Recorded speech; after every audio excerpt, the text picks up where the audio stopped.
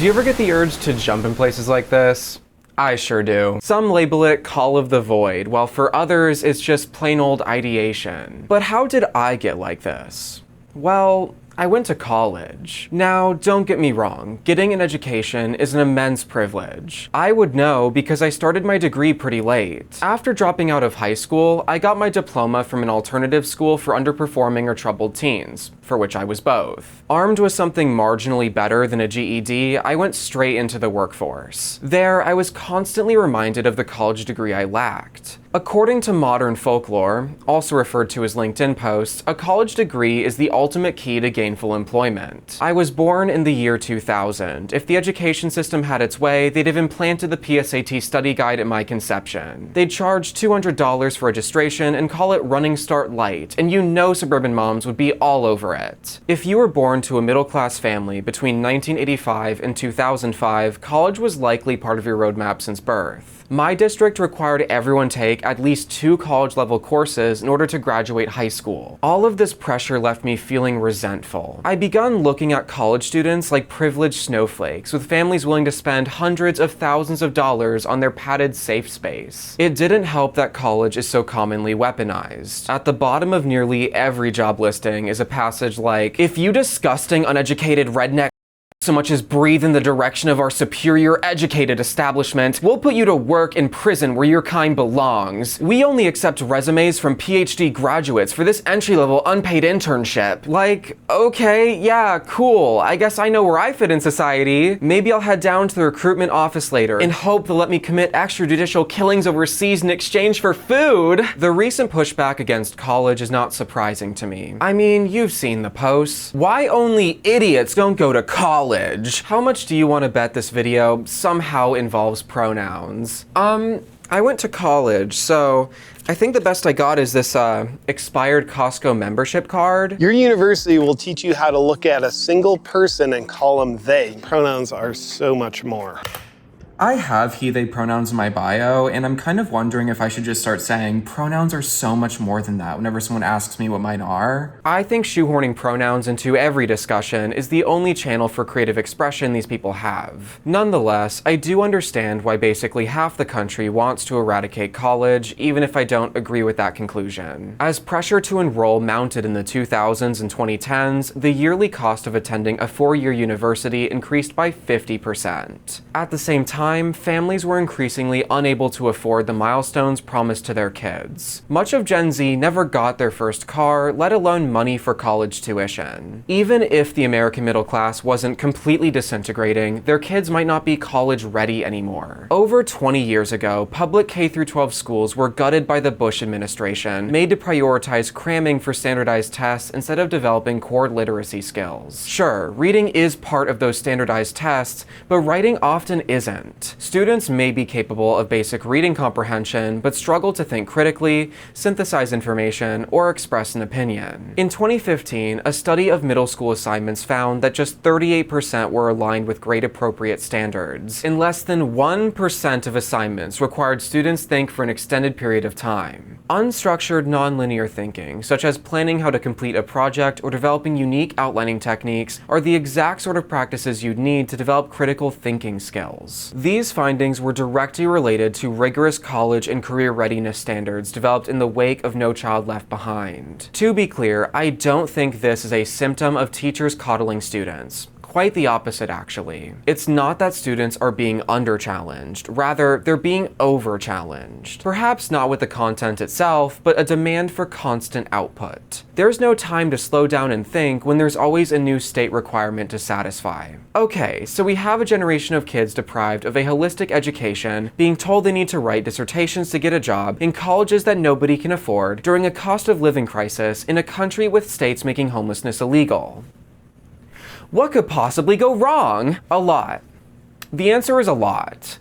At the same time, college remains an important institution. It's one of the few places class mobility is even remotely possible. From an economic perspective, the numbers are truly staggering. A bachelor's degree cuts your risk of unemployment in half, increases your income by 86%, and the overwhelming majority of graduates report superior financial well-being. Under the economic system inflicted upon us, an extra $40,000 a year will directly translate to a better quality of life. Even in studies using identical twins, the sibling that doesn't go to college will experience higher rates of depression. Even if the economic incentives weren't there, college is still transformative. Not only does college improve cognitive functioning in the short term, it also reduces the speed your brain ages. Look, I know college being good for your brain might sound obvious to some people, but chances are those people have degrees. It's a similar issue to how we go about fitness. Society openly degrades people for how their bodies look under the guise of promoting physical health. In much the same way, we mock entire states for being uneducated, as if being uneducated in the first place isn't part of why they're like that. If half a state cannot read, how do you expect them to implement education reform so robust it can reverse decades-long trends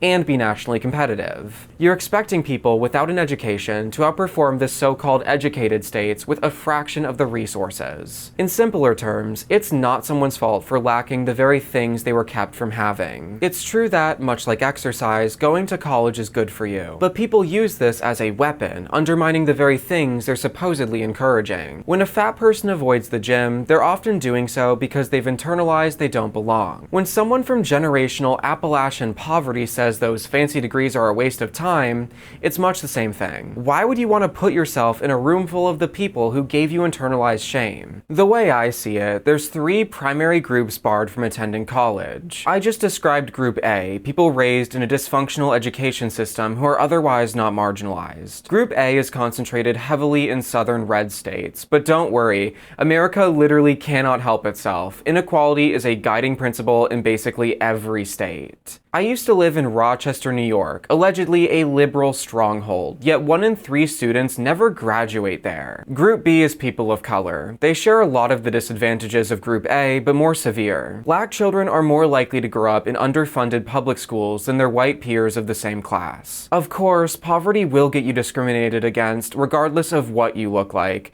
but that discrimination isn't applied evenly. K-12 schools in communities of color are less likely to offer an age-appropriate education, even when adjusting for poverty levels. Also, after generations of redlining policies devaluing their neighborhoods, they now contend with food, job, entertainment, housing, and college deserts. Because the average college charges more in yearly tuition than federal student loans will cover, economically disadvantaged students often avoid dorms to shave down costs. Nearly 60% of commuting students screen positive for depression and poor sleep quality, while 1 in 4 report severe psychological distress. This obviously takes a toll on academic performance and outcomes. Black students are more likely to drop out, and that's usually from running out of money. Indigenous students, who are even more likely to experience generational poverty, have seen a 37% decline in college enrollment since 2010. That's over double other demographics. So how did I find myself here? I mean, look at me. Upon first glance, the only thing separating me from privilege is my profusely gay aura. I don't give Oklahoma vibes, and my skin is basically fluorescent.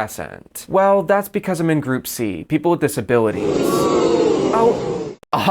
Now, disabilities look different from person to person. Some people have physical disabilities which prevent them from accessing higher education. In my university until a few years ago, if a student couldn't use the stairs, they were carried into the building. Other students are disabled mentally. This can include neurological disabilities like epilepsy, behavioral disabilities like PTSD, or developmental disabilities like autism or ADHD. If you must know, here is every disability I have. Couldn't read that?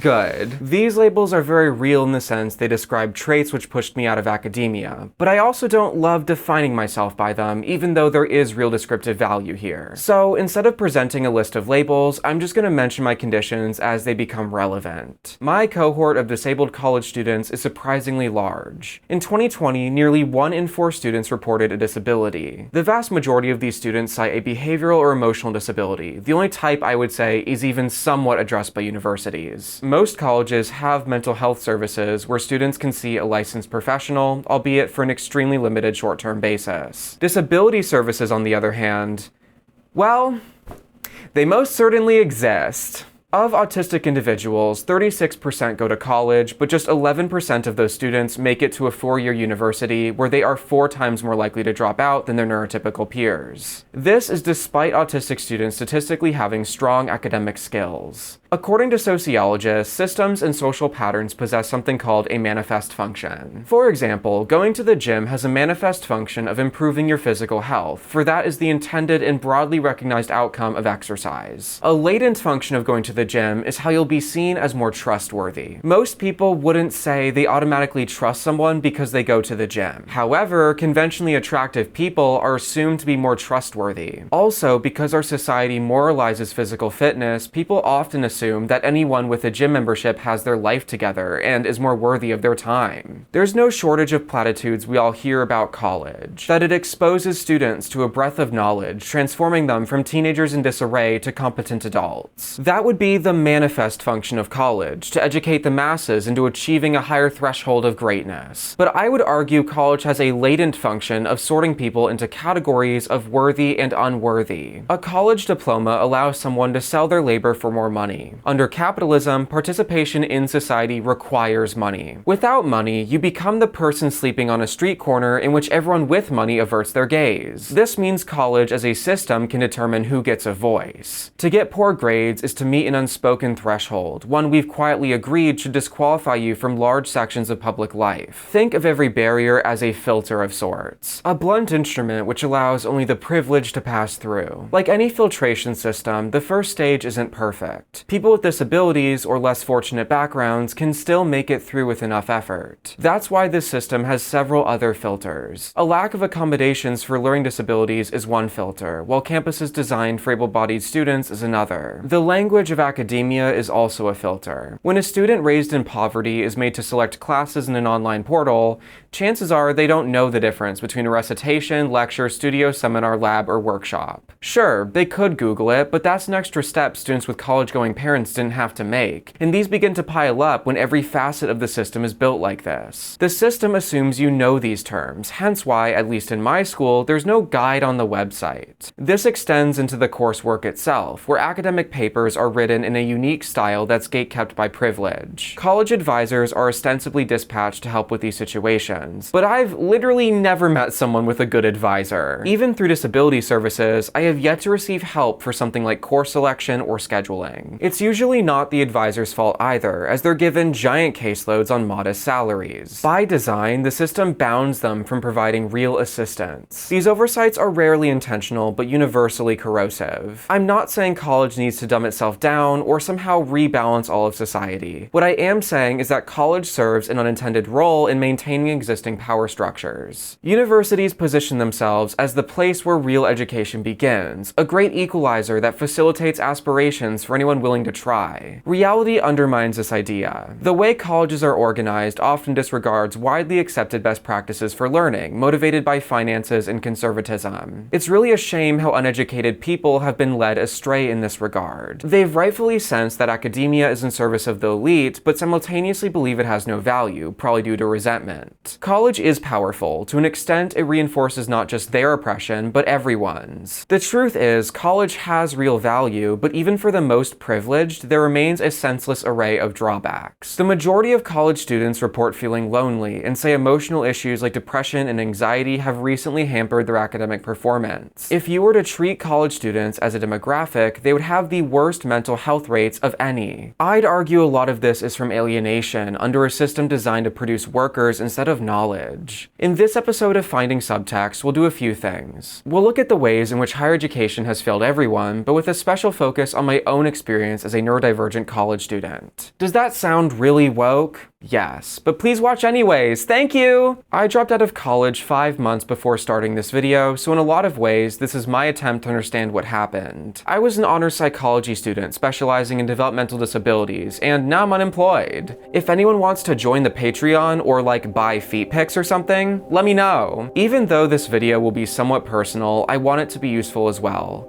So regardless of which cohort you fall into, if any, there should be something here for you. We'll start with the broad issues facing all students, then work down to specific groups, and eventually myself. Let's get into this.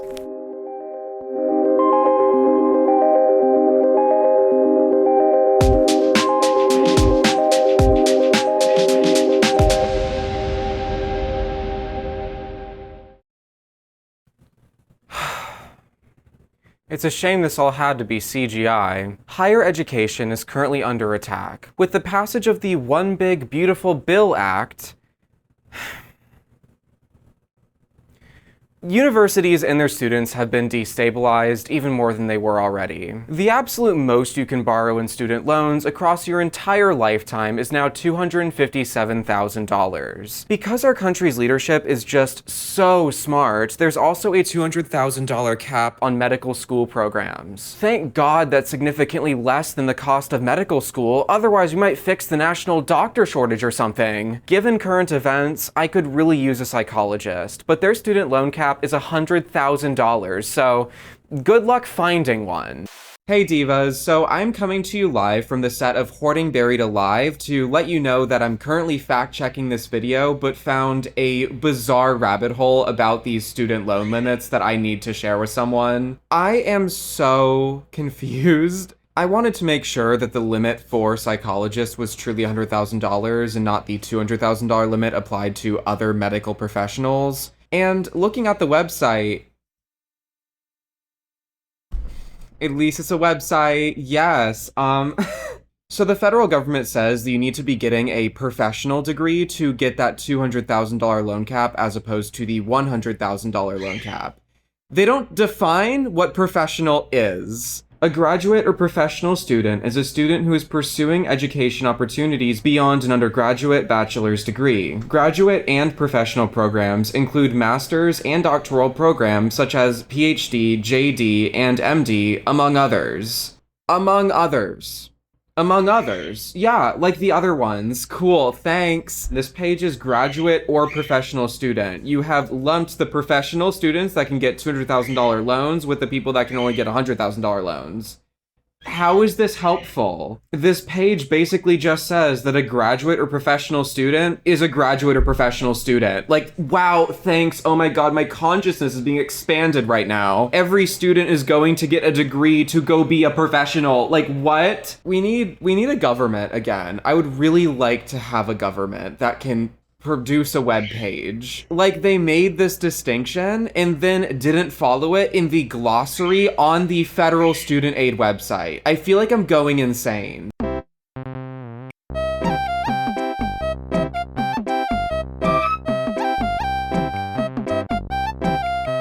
Yeah, so, apparently, hold on, let me, open Google on my monitor so it's bright enough. Hell yeah, ring light from Temu here. So, apparently, there is now a risk of students going into programs not knowing how much loans they can even take due to this differentiation that they introduced but never bothered explaining what it even means. The state of higher education in America, I'm so done. Anyways, back to the video, I guess. Sorry my office looks like this all the time. I have ADHD. Part of how Orange Daddy can get away with this is the widespread disdain people have for college. In every demographic, there's been a rapid decline in confidence towards college. To call this a complicated situation is an understatement. We have so many competing forces writhing around on this single issue. On one hand, college is simply too expensive. It would be easy to blame this on greed, because how else can you wrap your mind around a medical student's classes costing $250,000? Well, you start by considering the professors who also have loans to pay off. Not to mention the costs associated with building a giant mega complex of classrooms, dining halls, apartments, lecture halls, labs, and more. There's also administrative costs when managing the files of 20,000 students, not to mention the cost of hiring custodians, IT, security, advisors, assistants, and operations managers. These professionals are required to keep a university afloat, and all of them go home to a cost of living crisis, especially as universities need to be located near prospective students. With the only people able to afford college qualifying as royalty in most countries, future students tend to be located in high cost of living areas. Even if we're talking about rural colleges, their mere presence drives up local costs from creating artificial concentrations of highly educated workers. On an anecdotal level, I'm sure there's countless examples of colleges managing their finances inefficiently. Capitalism isn't efficient, so any large organization tends to waste resources sometimes. There's often a bureaucratic web of bloat in any enterprise, and colleges are no different. However, I'd say for the most part, colleges are backed into a corner on pricing. There just isn't any evidence of widespread fraud, at least not to a scale that explains the price of tuition. As far as I'm aware, the only real example of widespread financial fraud in colleges has to do with administrative creep, which isn't really fraud so much as it's mismanagement. When an organization faces increasing costs, they'll raise prices to compensate. In the case of private corporations, they'll take those new costs and double them just because they can. The majority of inflation is actually caused by corporate profits. Under an individualist lens, this seems like a problem, but not the end of the world. But if private corporations use rising costs to justify seeking more profit, and those costs are generated by other corporations doing the same thing, a feedback loop quickly develops. In a public university, there's not really a tangible benefit to seeking profit like that. Sure, some high-ranking members take home a good paycheck, but universities don't have stock buybacks to enrich shareholders or anything. So if every supplier for a college campus is jacking up their prices, but the university is under pressure to stabilize tuition, what can they exactly do? Ideally, they could aggressively renegotiate their vendor contracts, but that's extremely difficult when there's only a few vendors to choose from for things like construction materials, food, and furnishings. Not to mention more specific university fixtures like lab equipment, medical devices, and software packages. Really, the easiest costs to cut don't have anything to do with companies. We really shouldn't look at education as a business, but this is America. We let the profit motive make our medical decisions. Well, unless they're trans, in which case Ron DeSantis gets a complimentary inspection. Nothing is sacred here. For simplicity, let's create a hypothetical public institution. We'll call it University Incorporated, and for the sake of this video, I'm basing it on the public college I most recently attended.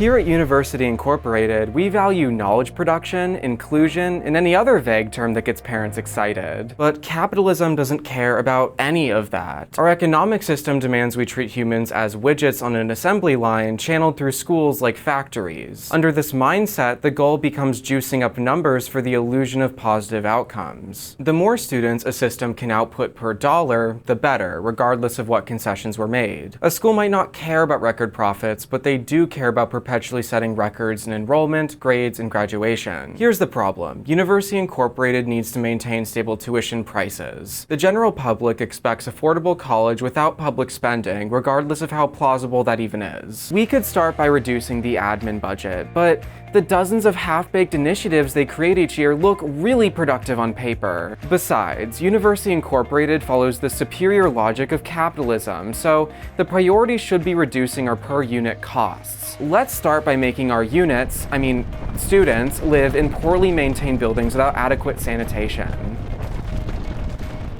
To really shrink down those costs, we'll need to fit as many housing units per floor as possible. So each dorm room will be 8 feet wide and only 12 feet deep. Having only one person per dorm room isn't efficient though, so let's make them share it with at least one other person. Bathrooms take up too much space, so we'll have each floor share only one small bathroom. Now, this has drawbacks, but only for the students. The lack of quiet personal space will make it difficult to study, but We have a giant library building named after the billionaire who built it so we'd enroll their son. With the library, we don't have to worry about designing common areas. Everyone can just go study over there. Actually, on second thought, librarians are expensive, so let's cut the hours down to Mondays and Fridays, noon to 4 p.m. while most classes are in session. Outfitting our dorms with kitchenettes sounds expensive, but the human body requires nutrition for learning. Annoying, right? So we'll open a grand dining hall with options for everyone. Wait, that doesn't sound very efficient. Most corporations would love to have a captive audience like this. I mean, where else are they gonna eat? We tore down Section 8 apartments for this campus. We're basically in a food desert. We'll charge students $2,000 a semester for meal credits and make the food so cheap it's basically inedible. But what if a student rations their meal credits? Well, let's make them expire after the semester. Cramming thousands of students into poorly maintained buildings without adequate sanitation, nutrition, or personal space will cause disease to run rampant. But that's okay, because we put a $5 jug of watered-down hand sanitizer by the front door. Use pin pad to complete transaction. Now it's the students' fault if they get sick, and under our zero-tolerance attendance policy, they will be punished for that. At this point, University Incorporated has run out of expenses to offload to students. The only expenses remaining lie in the education they provide, so labor efficiency becomes a logical next step. But how do you prioritize labor efficiency in a school setting? Well, you drastically increase the size of classes. Maybe put introductory classes into lecture halls. That way, one professor can teach 300 students instead of 30. But why stop there? Historically, college professors had something called a tenured position. When a professor is tenured, they're given a contract usually requiring a blend of teaching, research, and membership to relevant committees. So long as they satisfy their contractual obligations, tenured professors are guaranteed indefinite employment. This workforce consistency has always been the lifeblood of higher education. With a stable pool of talent, students can engage with their professors long-term, enabling them to develop independent studies, network, and build references. Advisors come to know each professor's style and are able to give informed recommendations. Oftentimes, colleges are marketed not for what courses they offer, but the network of intellect they possess, which students are expected and often required to leverage heavily. Well, that doesn't sound too profitable, now does it? Why not let all the tenured professors retire, then replace them with temporary contract labor? Adjunctification, the practice of staffing colleges with temporary adjunct professors, has become standard practice across American universities. These positions rarely involve research opportunities, so instead of contributing to science, adjunct professors are too busy trying to survive on starvation wages. These professors rarely receive benefits and are paid less than $3,500 per course on average. If a professor can't afford to eat and house themselves, they probably won't offer a well-rounded education. This is especially a problem when you consider that all professors, tenured or otherwise, are not required to learn how to teach classes. The complete lack of training made at least some sense when higher education was in its infancy. Universities were glorified research labs offering classes as a means to create more researchers. It wasn't normal to go to college back then, so the system was designed to retain a lot of its participants. Adjunct professors are what happens when college is made an extension of high school, but without any of the corresponding regulation, funding, training, or oversight. In fact, public colleges received more funding before the 2008 financial crisis than they do now. Another way University Incorporated can chase economic efficiency is by seeking repeat customers. Never mind the cultural understanding that school is something you complete, instead we'll teach students that any self-respecting professional needs additional degrees, certificates, trainings, and credits to remain worthy of labor in the free market. University Incorporated is already strapped for cash, making new offerings difficult. Sure, revenue has increased with all these measures, but we spent all of that on employment readiness initiatives because we saw how popular trade school is with Gen Z. So let's divert our budget away from undergrad courses towards grad school and certificate-seeking programs. Because the quality of education has plummeted, we'll add some graduation requirements to set those kids straight. Under our new Comprehensive Freedom Initiative here at University Incorporated, all undergrad students must take at least 6 polycontextual liberal arts global experience synergizing employment readiness courses,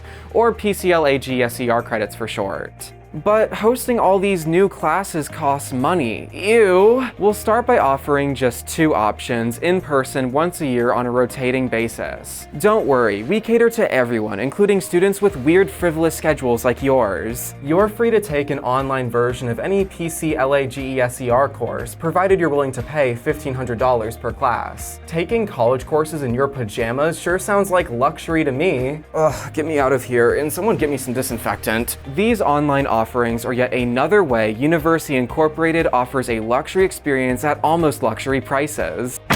Sorry, I've been wanting to do that for a while. It's a shame they have to despawn because this is still CGI. I think I've wanted to do that ever since being told I didn't have enough networking experience points in order to stay in my honors psychology program. I'm really not joking when I say that. One of my real university's initiatives was forcing all honors students to roleplay their careers at corporate networking events. My spouse has lung damage from chemical exposure, and I was almost hospitalized with while in college and risk further autoimmune and nervous system complications with every exposure. And yet, apparently, I'm not honors material if I can't sit unmasked in a crowd of bored, hungover 18-year-olds to roleplay a psychology career I cannot get licensed for anytime soon. Never mind that I was on the chancellor's list that year while taking double the standard honors course load. I gotta drop everything and pretend to network. Making college play by the rules of the free market creates alienation, something I'm sure all of us have experienced in education and beyond. Standardization works great in the factory. If Toyota uses the same parts in all their cars, that's not only better for the environment, but results in faster production with greater profits. But I'm not a car. While humans do share a lot in common with each other, it's not remotely enough to make standardization work. At my university, whenever I tried bringing up my concerns, there was a shockingly consistent outcome. My points were disregarded until I mentioned having disabilities. Then I'd hear something along the lines of, oh, well, like,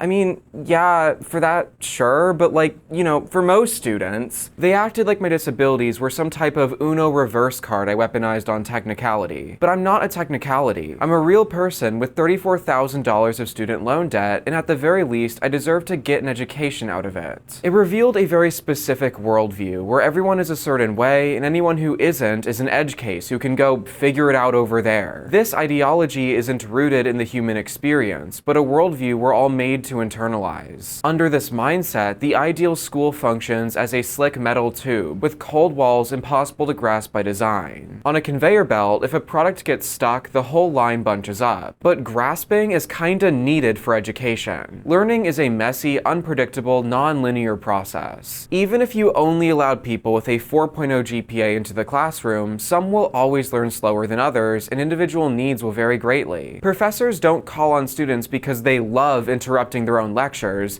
but to facilitate learning. They hope the selected student will wrestle with the content in a similar way to the other students in the room silently doing the same. An economist might see this as an efficiency, noting the break in lecturing, focusing on a single student, and the friction of getting back on track, ignorant to the unseen utility. It's this mindset that leads to middle school assignments lacking opportunities for thinking. Yet colleges continue to behave as corporations, and they're increasingly forced to. Alienation is the guaranteed outcome, a gradual spread through the entire student population, beginning with the most marginalized. Regardless of intent, universities alienate entire populations with decisions that appear benign. When University Incorporated decided students should live without kitchens, they also banned mini-fridges, aiming to go after pesky rule breakers and streamline energy demands. This forces anyone in the building with diabetes to navigate bureaucracy or face punishment for the crime of refrigerating their insulin. Under this rule, being diabetic now comes with anxiety. Where do I get an exemption? Is this in the jurisdiction of the disability office? Will my dorm room have a spot for a mini fridge? What if a custodian doesn't check with authorities before confiscating it? How do I get the fine waived if they do? What if someone unplugs it? Will I be reimbursed if someone steals my insulin? Will my roommate respect my accommodations? Will their friends? Does my exemption expire? How am I supposed to prove my diabetes? How do I get a hold of my doctor for that? What about in the meantime before my doctor signs the paperwork? Personal responsibility for a student with diabetes should involve managing their diabetes, not strategizing how to get permission to manage their own condition.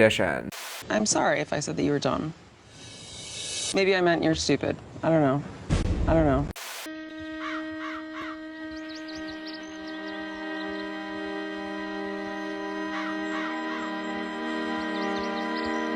While getting a waiver might seem like a small ask, it's worth remembering what college involves. Most people would say college is a stressful transition where 18-year-olds without life skills are pushed into growth. With that in mind, do you really want to add roadblocks for a stressed out 18-year-old without life experience who already has to navigate the American healthcare system because their body cannot independently sustain life? The fact a waiver system exists can provide the appearance of care. Don't worry, we think of everything. There's a whole alternative set of rules designed for people just like you. But in reality, this still others the student. It frames allowing them to live as a favor. It's not even an accommodation, unless they provide the refrigerator, I guess. And because refrigerators aren't standard at University Incorporated, now the student has to disclose medical information to anyone asking how they got a refrigerator. Now their dorm is seen as special, something people treat as a touchy subject, but will ask to use for their pizza nonetheless. That could make them a target for harassment. Knowing where someone stores hundreds or thousands of dollars of life-saving insulin seems like potential leverage to me. No matter how badly we desire simplicity and uniformity,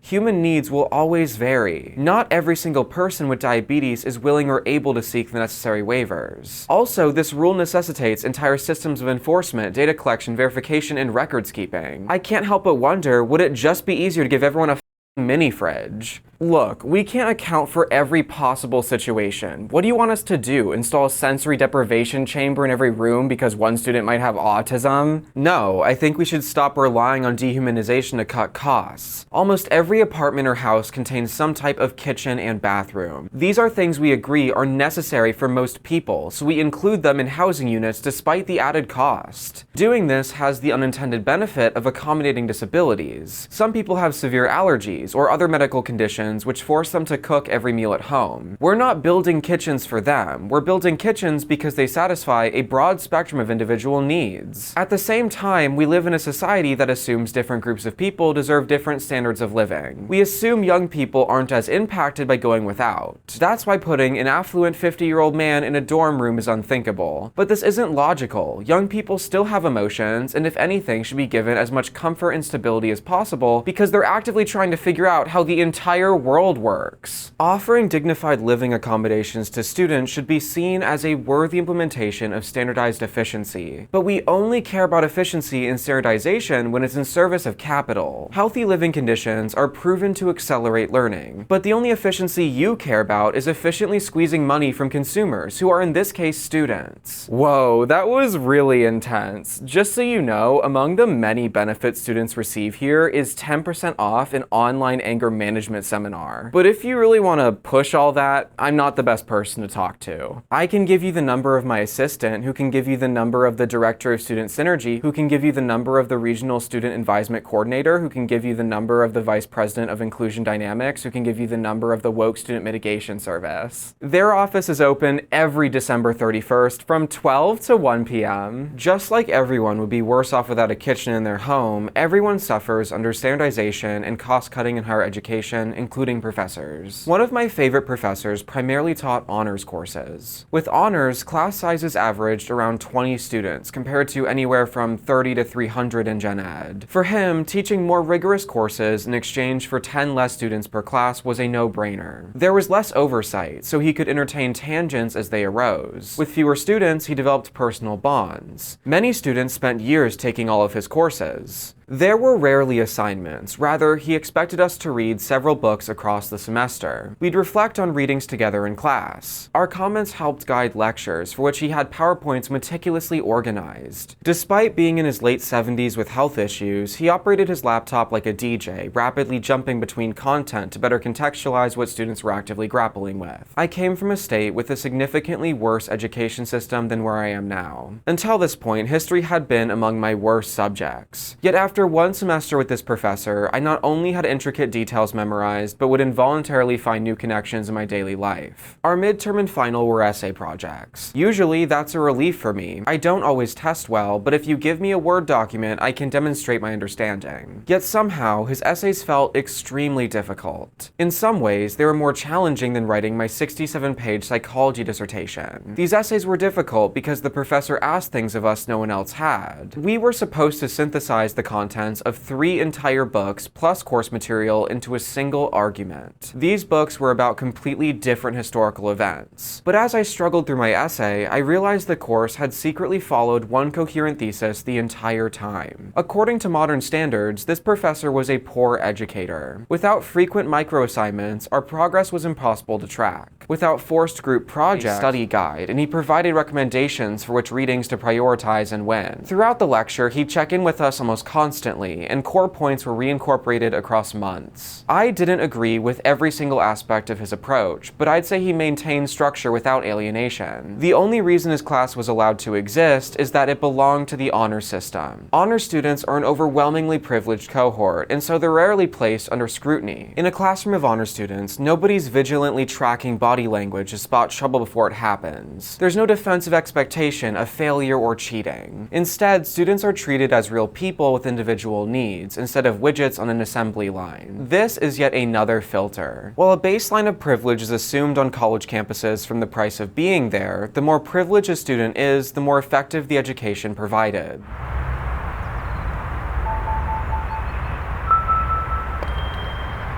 It strikes me how those needing the least help are given the most of it. Universities are replicating the same mindless reinforcement of privilege we see in all levels of American society. Nestled throughout the Big Beautiful Bill Act are countless supports for those who need them the least. Section 70106 ensures assets valued up to $15 million can be inherited by trust fund kids without federal taxes. Now, you might notice this updates existing legislation. That's because the Tax Relief and Jobs Creation Act of 2010 offered tax relief for anyone inheriting assets up to $5 million.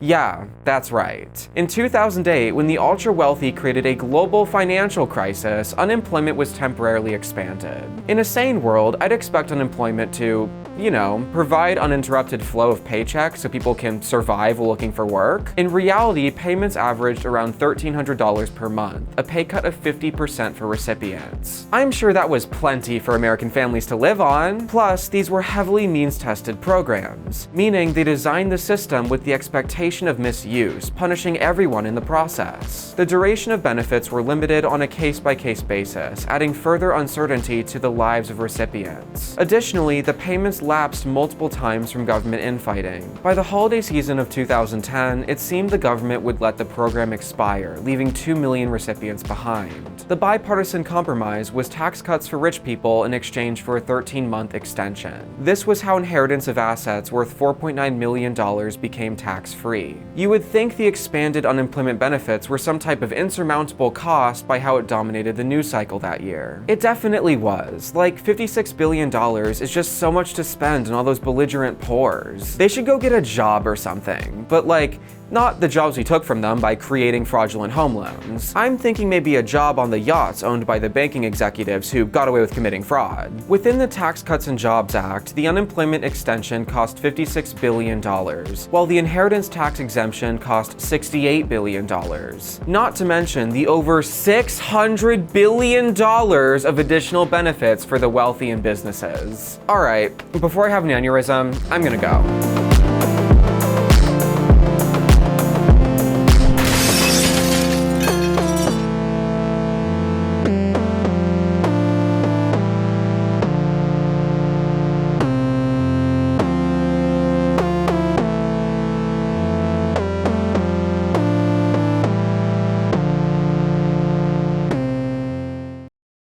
You may be wondering how I achieve some of the scenes in Finding Subtext videos, especially without a budget or proper studio space. Well, I got my start as a video editor in low-budget TV. That's where I learned to grind out graphics very quickly. Still, there's a lot involved with shots that may appear simple. For example, in this scene where I break out of University Incorporated, I first had to shoot over 20 clips of myself from various angles. Then, each shot had to be chroma keyed, rotoscoped, composited over a 3D render, light wrapped, and finally color graded. For more behind the scenes content like this, consider becoming a member on Patreon. Finding Subtext is viewer funded, with membership starting at just $2 and one-time donations starting at $1. For more information, visit findingsubtext.com/donate.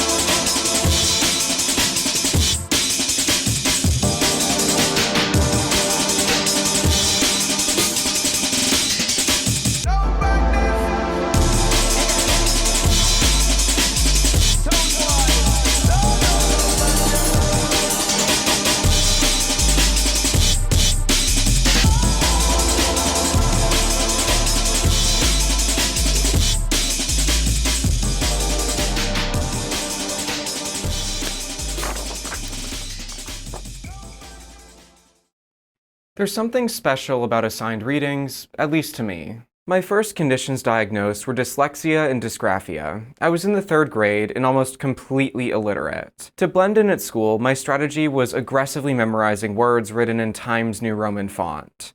I couldn't decode the words, at least not consistently, but when I'd figure out the meaning of one, I'd stare intensely, practically searing it into my retinas. Depending on which psychologist you ask, this is a common practice called sight reading or logographic reading. Horrifyingly, this method of guessing words based on shape and context was taught to millennials, and especially Gen Z in public schools. In the late 1980s, they called it whole language reading, a new approach to simplify literacy education in several Western countries.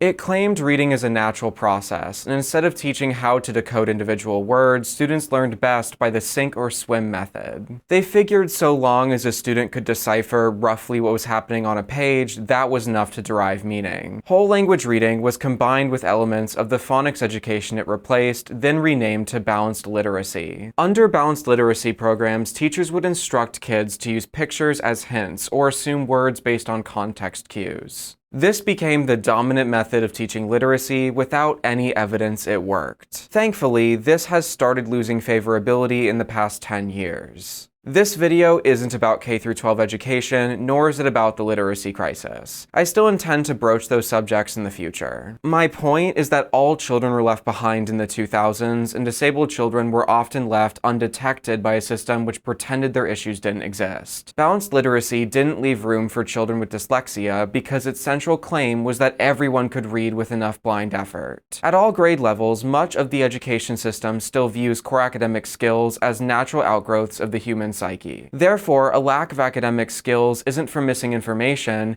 but a lapse of moral virtue and work ethic. Miraculously, someone did notice my inability to read, and a school psychologist diagnosed me with dyslexia and dysgraphia. In adulthood, I can still barely will myself through a book. That might come as a surprise. I'm perceived as highly educated, and people say I'm a good writer. I willingly wrote a 67-page psychology dissertation as an undergrad student, but I still lied to the professors who advised me through that process because I simply couldn't complete their assigned readings fast enough. Even the history course I just used as an example of positive standardization was affected. During the final, I opened ChatGPT on the verge of tears. I wouldn't normally use AI, but despite my best efforts, including multiple all-nighters, I couldn't finish all 3 books in time. My essay was still 100% human-written as always, but AI was instrumental to my 100% grade. It summarized unread sections of books and functioned like a search engine, finding relevant excerpts. Had my university not required perfect grades for honors classes, or had other small class size options, I would have simply taken a bad grade. There's a lot of discourse around college students using AI. My take is that students wouldn't do this if not already trained to prioritize rapid output over quality. The system rewards AI use, hence why students do it. In a system that punishes the measured approach necessary for quality, are we really surprised when students choose quantity? I'm hesitant to condone the use of AI in any context, even disability. I've seen claims that AI makes things like art more accessible, but some of the best artists in the world are disabled.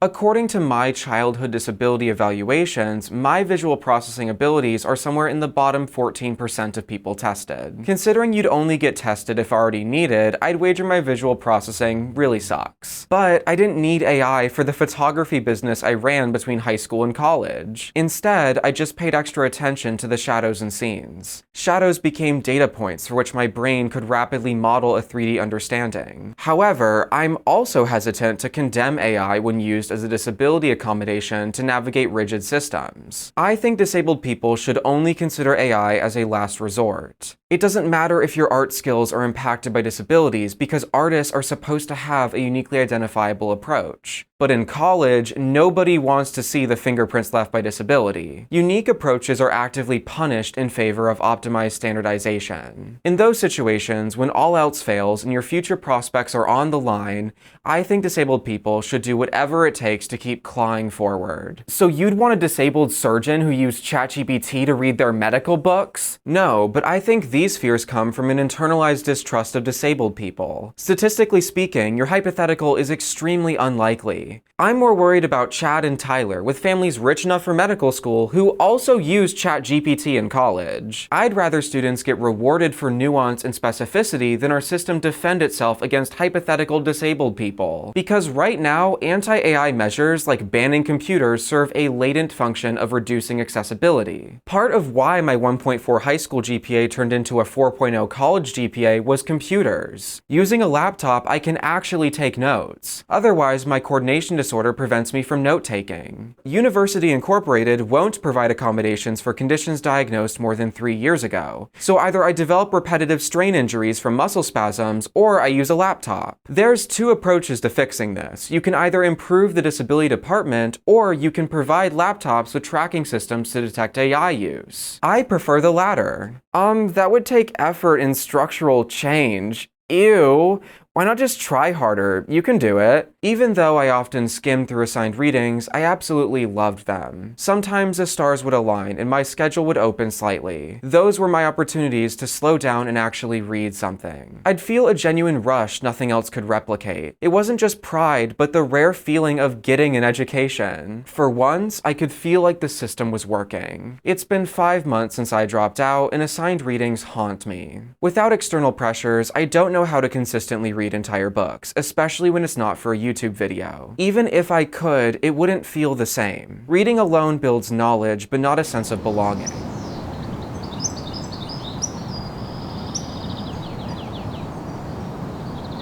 Every day, I carry the Nintendo DS I purchased almost 20 years ago. I rarely use it for games, but reading. The console is bulky, its screen is terrible, and the cheap flash cart running e-reader software drains the battery fast. But it lets me read.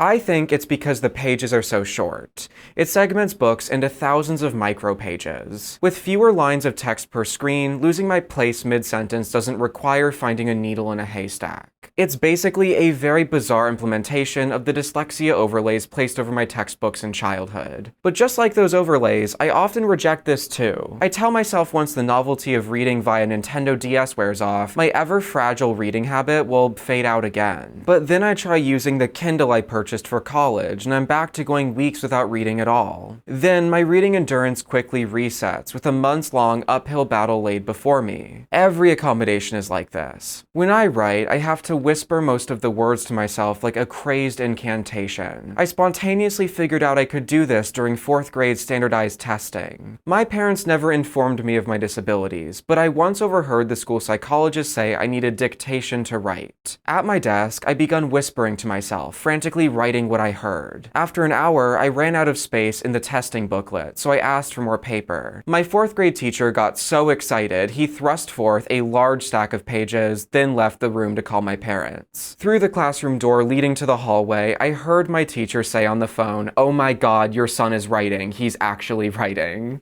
My 13-page story earned me a signed letter from the governor's office. But no matter how effective an accommodation is, I will avoid it. I experienced the same internalized shame that I think led to my parents throwing that signed letter away. At numerous points, I found myself unable to write for months. I spend this time wondering why I have writer's block. Eventually, I remember the crazed incantation method. I force myself to do it against what feels like better judgment, then out comes 20 pages immediately. Regardless of their effectiveness, I avoid these strategies because I've internalized the mechanized approach to education. What works for everyone has to work for me. They wouldn't be teaching this if it didn't work. It doesn't matter that I can barely write using standard techniques, I must not be doing it correctly, or maybe I'm just bad at writing. Regardless of how much I resist these ideas, they creep in without me noticing. I'm surrounded by representation, and basically none of it's for me. That may sound odd, considering I look like this. And sure, I can find my gender expression and skin tone everywhere. Even things like dyslexia are commonly understood now. But I've been diagnosed with at least 9 conditions at this point. I've accumulated so many diagnoses, most professionals don't know what to do with me. I even have a twice exceptional diagnosis, which to me just sounds like, you're disabled, so why can you still do things?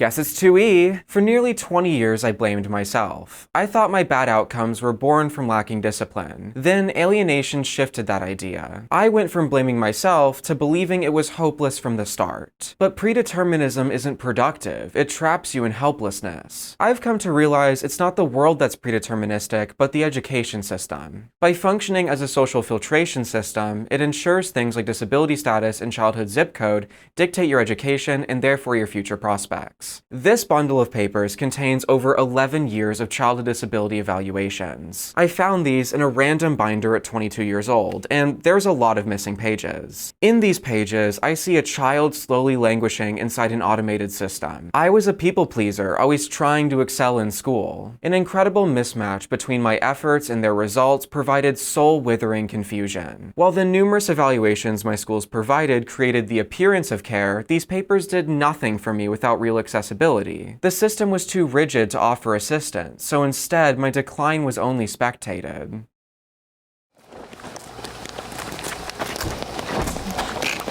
Wow, what an adventure this is going to be for you. First day at school.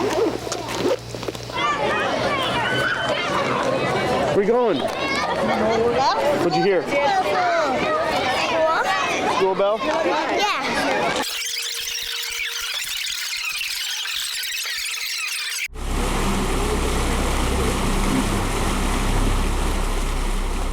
September 16th, 2006, first grade assessment number 1. Dear parents, we recently tested Hayden on skills that are important early building blocks for reading. He was given a page with letters and asked to name each one. Hayden's score of 43 correct letters named in a minute is what we would expect at this time of year. In a test of oral reading fluency, Hayden read 11 words per minute. This is what we would expect at this time of year. We will be spending lots of time and energy this year to help him improve in reading fluency. December 15th, 2008. Hayden is an 8-year-old boy in the 3rd grade whose family requested a psychological evaluation. In reviewing teacher comments, there's been long-standing concerns of below-standard performance in areas of writing, reading, and math. In addition, his teachers have been concerned about difficulties with focus, initiating work, distracting others, rushing, and making careless errors. Hayden was observed in the class by the school psychologist. When his teacher began instructing, Hayden's gaze was directed towards his pencil. He, however, did raise his hand to answer a question. His answer was incorrect. Hayden continued to look tired and didn't appear involved or possibly interested. He blurted out a comment without raising his hand, then fiddled with a crayon, then laid his head on the table. March 10th, 2017. Hayden was observed during his 5th period finance class for 50 minutes by a school psychologist. He was seated in the front row, facing the point of instruction in close proximity to the teacher. For the first 15 minutes of class, the teacher reviewed various formulas they'd be using for a long-term stock market project. Hayden was observed to be seated upright but struggling to remain awake. He consistently nodded off while seated upright and would quickly catch himself in attempts to remain awake. This was not observed as defiant or non-compliant sleeping in class, as he would frequently move around in order to stay awake during instruction. Hayden appeared to fall asleep off and on for the first 35 minutes of class. During the last 15 minutes of class, Hayden opened up an Excel spreadsheet and began working on the assignment tasks appropriately, appearing to be engaged in his work. He is not on track for graduation.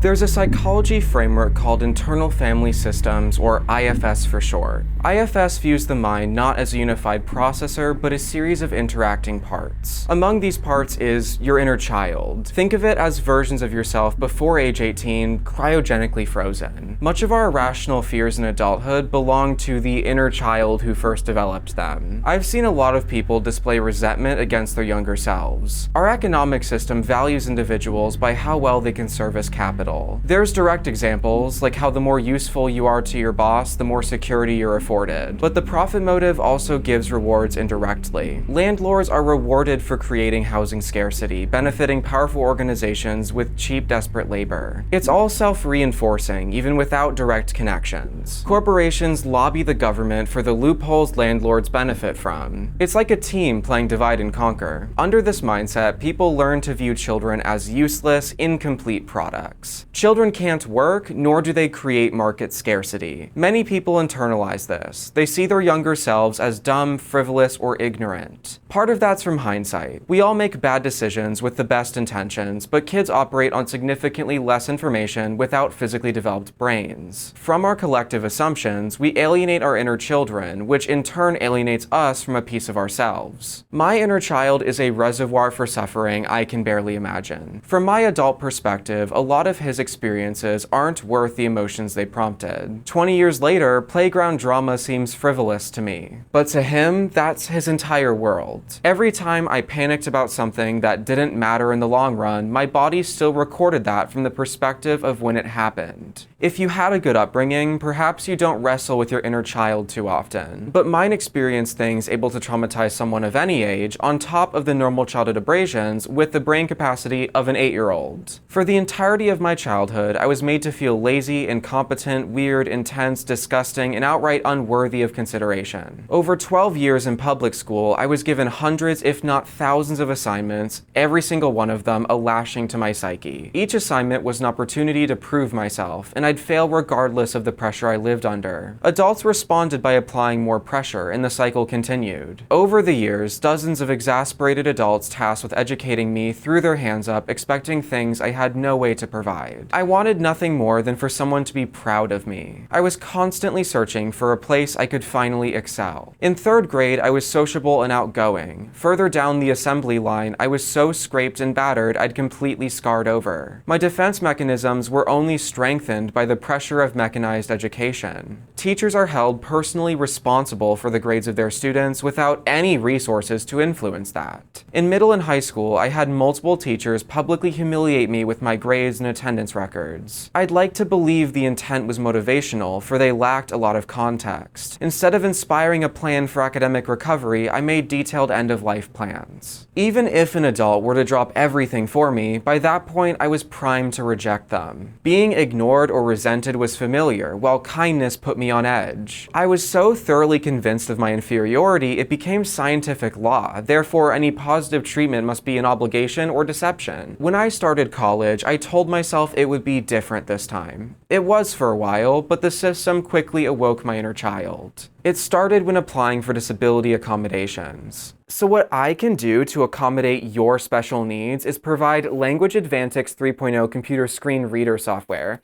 Do you know what screen reader software is? Screen reader software is an assistive device for your computer. Do you have a computer? A laptop also counts as a computer. Yeah, I actually asked in my bookings if I'd be eligible for PDF copies of textbooks. My spouse had that, and I'd figured, well, that's certainly an idea we could explore, but only with students who have those types of issues. What type of issues? In my records, you can see I've been diagnosed with dyslexia 3 separate times, and the accommodations you're describing are for students with reading disabilities. If you had that sort of condition, you would need to provide documentation for it. Do you know what those documents would look like? They come from a licensed evaluator, but not your medical doctor. You would need to get diagnosed with a reading disability, then send us your records by email or fax. Okay, Hayden, this one's a bit more challenging. It's our new reading workbook designed for only the most special 3rd graders like you. What color is the crayon?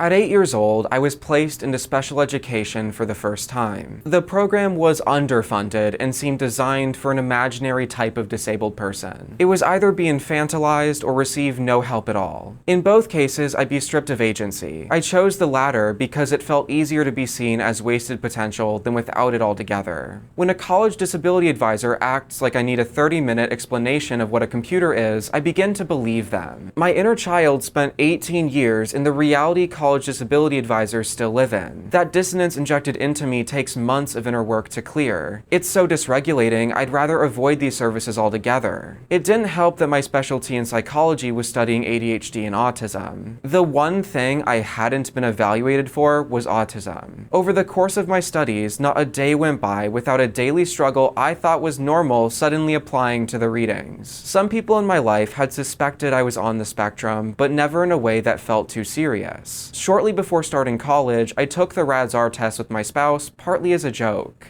The RADSAR is an autism screening tool with mountains of evidence proving its accuracy.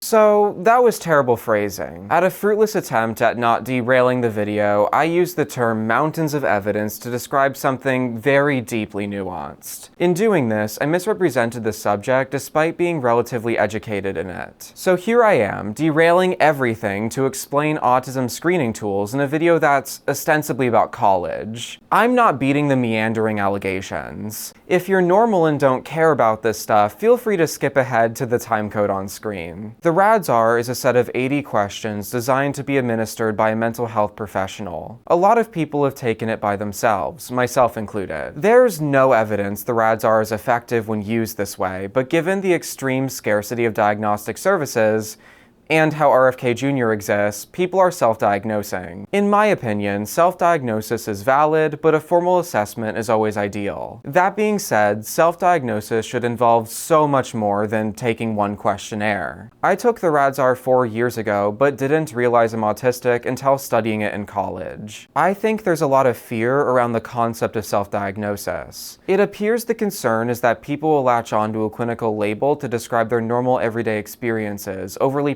pathologizing themselves in the process. I don't think many people would self-diagnose so frivolously. I mean, general society hears autism and wonders how you don't drown in the shower every morning. Few people would adopt such a label haphazardly, for that label comes with a lot of stigma. Frankly, I get very anxious talking about autism publicly. I don't have a formal diagnosis, I'm afraid of the legal rights I'd lose by acquiring one, and I'm not an expert. Logically, I know my unease is rooted in societal attitudes, not objective fact. I experienced almost every symptom in childhood and continue to grapple with them now. I've had multiple experts agree with my self-assessment and my decision to not pursue a formal diagnosis. Hell, even my childhood disability records made note of my autistic symptoms. I even did sensory integration with an occupational therapist for a while, which helped me a lot as a kid. Despite all of this, I remain deeply uncomfortable when discussing it publicly. I really wish it was ADHD that barred me from surviving academia. I've been diagnosed with that 4 times, so I'd feel a lot more legitimate talking about it. I'm afraid of unintentionally inspiring people to self-diagnose with tests like the RADSAR. I'm genuinely not sure anyone would do that, but the general public acts like that's a very pressing risk. So let me try to explain the RADSAR real quick, this time with as much precision and brevity as I can muster. The RADSAR is a tool designed for clinicians to forward patients to the correct diagnostic services. It's more of a triage tool than anything, a quick means of allocating resources. Like many triage strategies, it prioritizes speed and accessibility over accuracy. The RADSAR came out in 2011, and early research was overwhelmingly positive. At first, it showed a 100% sensitivity, meaning it never falsely identified someone in a study of neurotypicals. However, in recent years, there's been a growing body of research showing the RADSAR has a high rate of false positives. This seems to happen mostly in people with ADHD, OCD, or PTSD. I find that a bit suspect because those conditions are all highly comorbid with autism. Up to 70% of autistic people have ADHD, and as much as half meet criteria for PTSD. Given the fact autism is an underdiagnosed condition from how stigmatized and misunderstood it still is,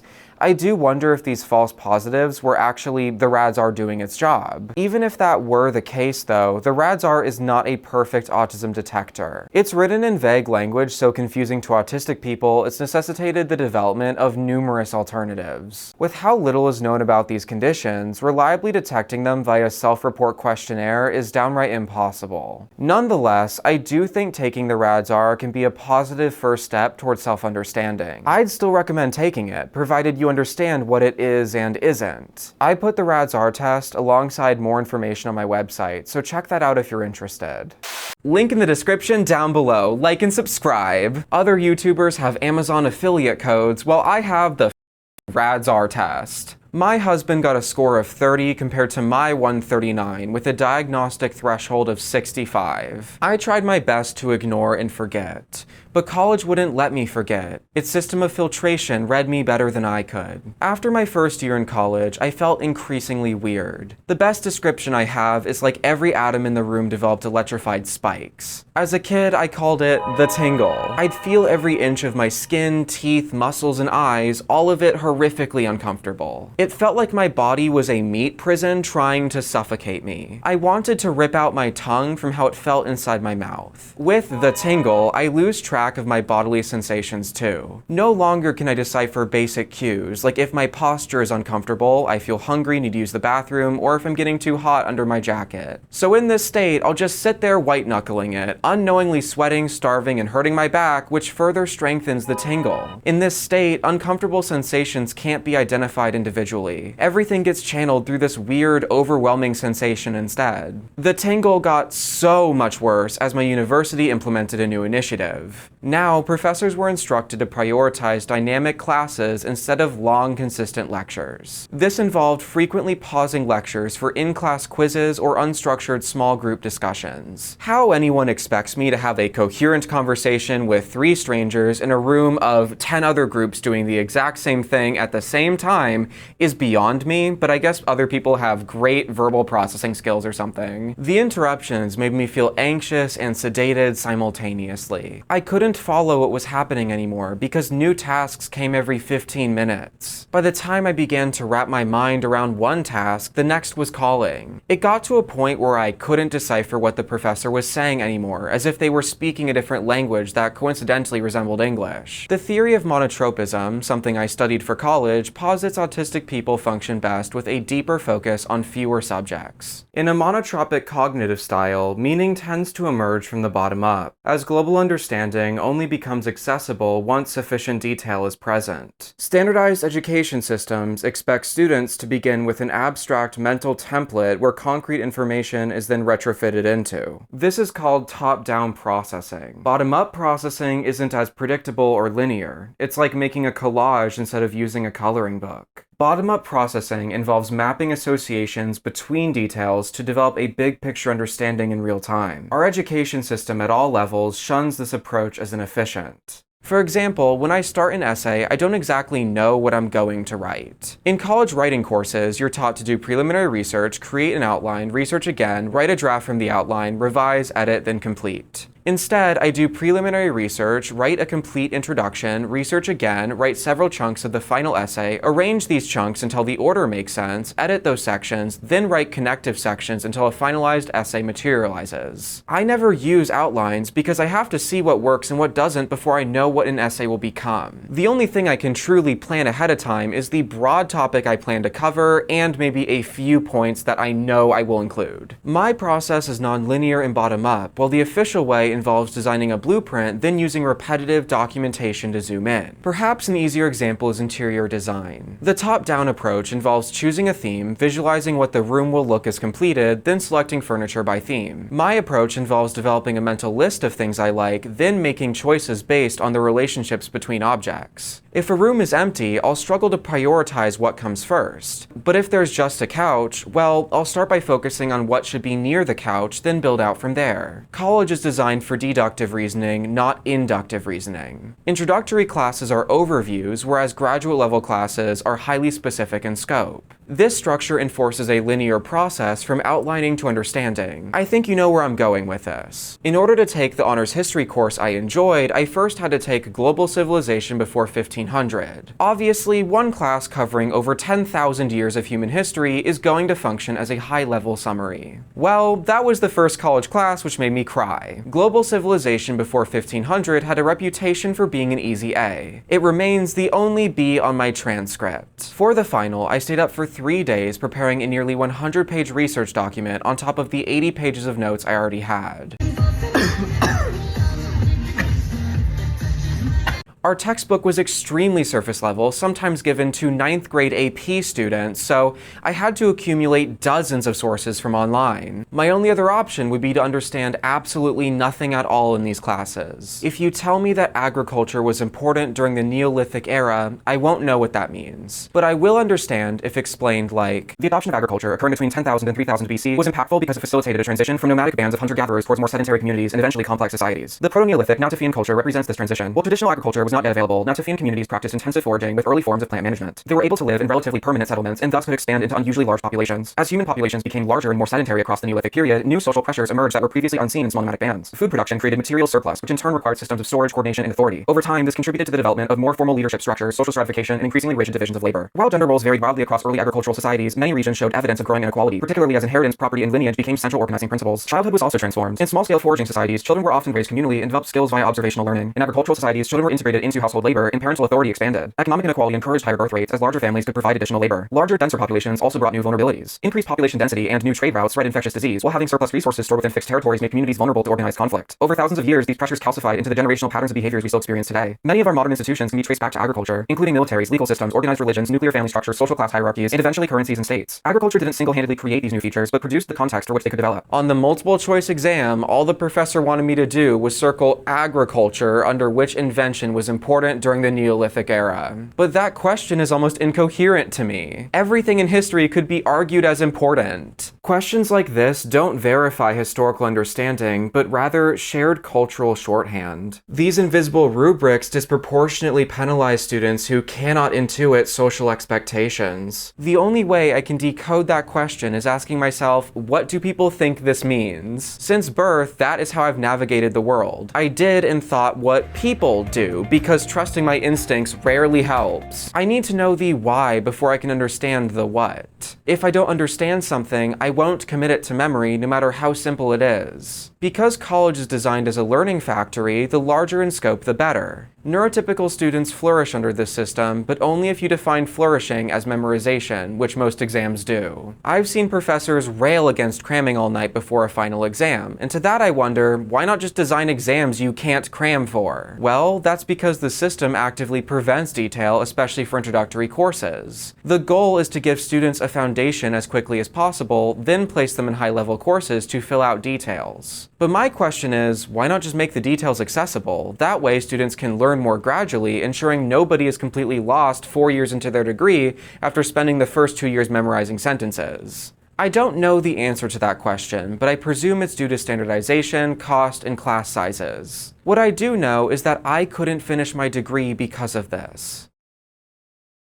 In my last few years in college, I tried my absolute hardest to satisfy the system. I had some survival strategies though. Firstly, I double enrolled myself in honors, so at least half my courses were graduate level. These were very challenging for me, but marginally better than the rapid pace of standardized courses. This created dissonance though. I'd spend one class proposing novel research papers, and the other being told what a research paper was. Already knowing the content of a class sounds like a good problem to have, but at least half your grade comes from the performance of learning, not learning itself. It's not enough to thoroughly understand the content. You also need to maintain perfect attendance, get involved in group projects, participate in class, give presentations, and internalize the exact way the professor views the material. These additional requirements are intended to level the playing field and make grading more forgiving. In practice, these guaranteed poor outcomes for me. When a course relies on soft skills, it necessitates an invisible rubric. For instance, by what objective measure is participation graded? I decided it meant raising my hand a minimum of 1 time per class. But since I needed to teach myself everything already, I'd unintentionally upset my professors by spoiling lectures. Also, my 1 time per class policy had wildly inconsistent results. Some professors gave me an A in participation, but one of them gave me a D-. These invisible rubrics create more inequality than a standardized grading system. How a student understands these expectations is completely based on their background and neurotype. In almost 3 years of college, I never once received disability accommodations. After transferring from a community college to a relatively prestigious public university, there were even fewer options for that. Because I have ADHD, University Incorporated specifically barred me from receiving accommodations for my other disabilities. To unlock my profile, I first needed to provide a complete ADHD verification form. Nowhere on the website could I download such a form, but through several layers of student portals, I eventually located it. University Incorporated required my primary care doctor to complete the form. On this form, my doctor was supposed to detail how exactly my ADHD impacts my daily functioning. There's just one problem. I live in America, and my doctor's office had a 1-year wait for non-emergency appointments. After much wrangling, I booked an emergency appointment 2 months in the future. But that appointment involved my doctor just asking me, someone without a degree, all of the questions on the form, because medical doctors don't have any training in ADHD whatsoever. When a student is marginalized, universities view them as inherently deceptive. They wouldn't trust me, the disabled person, to explain my own disabilities. Rather, they defer to the nearest neurotypical with a title, regardless of their expertise. An optimized system trusts titles over individuals because titles take less time to verify. After submitting the form to my university, they never replied to my emails and phone calls again. I'm unsure how much accommodations would have helped my situation. It seems unlikely an extra 30 minutes on exams would matter when the entire system is at odds with my brain structure. After 2 years in college, the tingle was as strong as ever. Performing my education took a lot of energy, especially when I rarely knew what rules the performance had. The tingle wasn't happening just on campus anymore. It was 24 hours a day, 7 days a week. Every day I'd come home barely able to think, then attempt studying for several hours. I'd stay up all night staring at the ceiling because my nervous system was on fire. College was taking so much energy, I had less than nothing to spare. Sometimes I'd randomly notice that I was on the verge of passing out, only to remember I hadn't eaten a full meal in 5 days. I was several years in remission from Anna, but soon enough, I didn't exactly want to regain weight. For that, I used a remedy almost guaranteed to work. I opened my laptop, visited youtube.com, then checked up on a certain makeup YouTuber who never fails to scare me back into remission. Let's just call her Regina Corey. I don't know why we spend so much money on medical research when the key to immortality clearly lies with this girl who's been 5 pounds since I was 12 years old. When a system strips me of my agency, I begin to seek control. When there's nothing left to control, well, that happens. But as I tried to rein in my lack of eating, I noticed it wasn't simply control issues and internalized fat phobia this time. My sensory issues were off the charts. Literally any food in my mouth felt like swallowing vomit. The only foods remotely palatable at this point were saltines, bread with butter, unseasoned lunch meat, and American cheese. Also, a really specific brand of pre-made soup for some reason, which I don't even know if they make it anymore because I can't find it. After coming home from school, I could barely talk to my spouse. A few times, I tried forcing myself into watching TV with him, trying to have a normal evening together. Sure enough, I wound up breaking down in tears for reasons I couldn't understand. He'd just hold me on the couch as I completely fell apart. But our financial future was on the line, so I kept pushing. I barely remember the end of 2024. There's a solid 3 months I didn't internalize. Yet in that semester, I got a 4.0 GPA. The system happens to reward a certain impersonal detachment that I'm apparently amazing at while disassociating.